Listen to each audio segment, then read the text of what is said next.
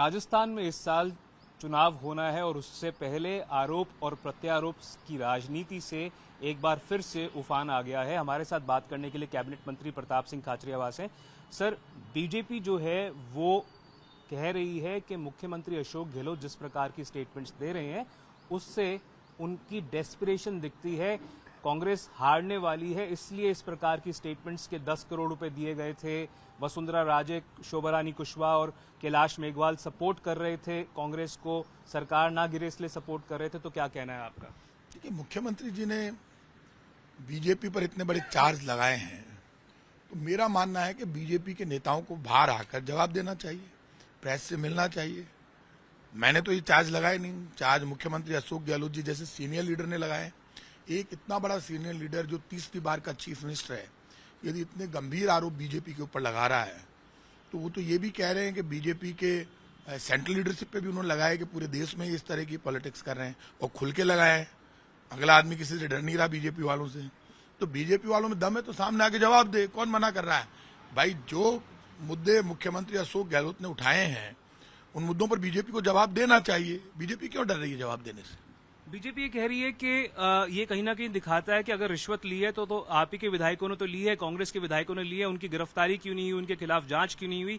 और वो ये भी कह रही है कि कांग्रेस इस साल हारने वाली है, इसलिए इस प्रकार के बयान। एक बात तो तय कर लेना, ये राजेंद्र राठौड़, वसुंधरा जी और सब लोग सुन ले, गजेंद्र सिंह जी, उनके आरोप प्रत्यारोप अपनी जगह, उस पर मैं कुछ नहीं बोल रहा।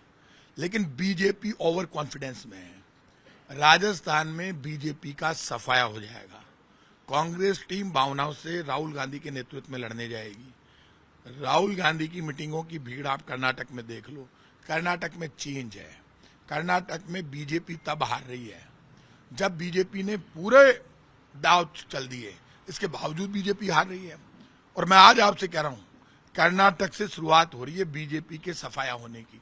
जब लोग देश में भूख से, गरीबी से और बेरोजगारी से मरने लगे और सत्ता में बैठे हुए लोग कहने लगे भूखे रहिए, रोटी मत खाइए और धर्म और जाति के नाम पर टकराव क्रिएट कीजिए, लेकिन हमारी कुर्सी सुरक्षित रखिए। हम कांग्रेस बीजेपी के लोगों की सबकी जिम्मेदारी है रोटी और रोजगार की व्यवस्था करने की।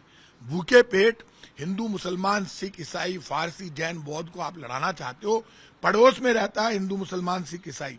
सर, बीजेपी ये भी कह रही है कि कांग्रेस में आपस में ही सिर्फ उट्टवल मचा हुआ है, आपस में ही लड़ रहे हैं इस चुनावी साल में, और इस वजह से इस प्रकार के आरोप लगा रहे हैं मुख्यमंत्री अशोक गहलोत। देव जी, लड़ाई कांग्रेस बीजेपी सब में आपस में कंपटीशन है और सत्ता के लिए सदियों से संघर्ष होता आया है और ये संघर्ष रहेगा। कुर्सी के लिए तो लड़ते आए हैं, लड़ेंगे। कांग्रेस और बीजेपी दोनों में इनर फाइटिंग है। लेकिन यदि चीफ मिनिस्टर ने कोई बयान दिया है और उस बयान से बीजेपी इतने डॉक पे आ गई, इतनी चिंतित हो गई, तो बीजेपी वाले दड़बे में क्यों घुसे हुए? बाहर आके जवाब दो। मैं तो मना ही नहीं कर रहा। ये लड़ाई तो उनके ऊपर पॉलिटिकल वॉर शुरू हुआ है। मेरे घर पे तो दरवाजा 24 घंटे खुला है। आप आते हो तो देव जी आप मेरे मित्र हो, बाकी पब्लिक भी आ रही है, हर पूरे राजस्थान के लोग आते हैं यहाँ। अभी मैंने भीड़ निपटा दी 500 लोगों की, रोज आती है भीड़। तो मैं तो रोड मास्टर आदमी हूँ, गरीब आदमी हूँ, मेरे से आप कहीं भी पकड़ दो, जैसा भी हूँ, पढ़ता हूँ जब से। लेकिन ये जो बीजेपी गलतफहमी में है, बीजेपी की राजस्थान में जन आक्रोश यात्राएं फेल हो गई, राजस्थान की बीजेपी फेल हो गई। कहाँ है बीजेपी की लीडरशिप? डायरेक्ट सेंट्रल लीडरशिप पे चार्ज लगा है। जवाब देना, क्यों नहीं दे रहे जवाब? एक आखिरी सवाल सर, जिस प्रकार की बयान मुख्यमंत्री ने दिए हैं उससे लगता है कि कहीं ना कहीं नाराजगी एक बार फिर से बढ़ सकती है मुकेश भाकर, वेद प्रकाश सोलंकी, सचिन पायलट, इन तमाम नेताओं के अंदर। क्या लगता है कि कांग्रेस को जरूरत है इस चुनावी साल में एकजुट होकर इकट्ठा यूनाइटेड फ्रंट दिखाए अगर एक टफ फाइट देनी है बीजेपी को? नो डाउट, पार्टी चाहे कांग्रेस हो या बीजेपी हो, मेरी ये व्यक्तिगत राय है कि राहुल गांधी के नेतृत्व में कांग्रेस पार्टी मजबूत हो रही है। राहुल गांधी को जो इन्होंने इस वक्त किया, लोकसभा से बाहर किया, उस षड्यंत्र को लोग समझ रहे हैं कि राहुल गांधी देश की जनता की आवाज है। जब भी करप्शन पे बोलता है तो राहुल गांधी को घेर रहे हैं। राजस्थान में भी हम राहुल गांधी के नेतृत्व में यूनाइट होकर लड़ने जाएंगे तो नो डाउट हमें ज्यादा फायदा होगा। कोई भी घर यूनाइट होकर लड़ने जाता है तो ज्यादा फायदा होता है, और मैं वैसी उम्मीद करता भी हूं। लेकिन आज कुछ काफी परिस्थितियां क्लियर हो जाए तो लोगों को बोल लेने दो, उसके बाद कल परसों मैं बोलूंगा, आप चिंता मत करो।